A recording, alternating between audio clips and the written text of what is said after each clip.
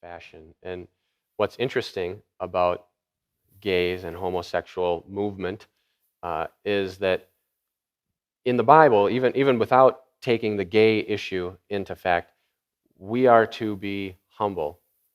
And they called their movement pride, which that's the first red flag is like they're doing something exactly against what the Bible says. We are not to be proud at all.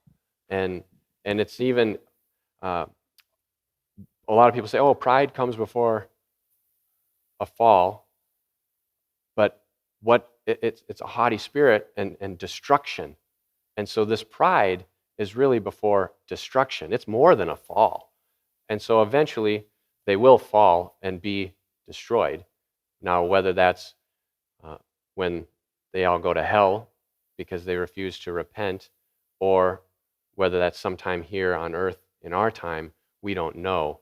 That's kind of something we just have to have faith for. And now I know that that prompts a big question of um, gay people going to hell.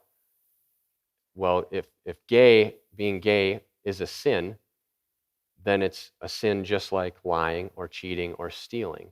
And I know Greg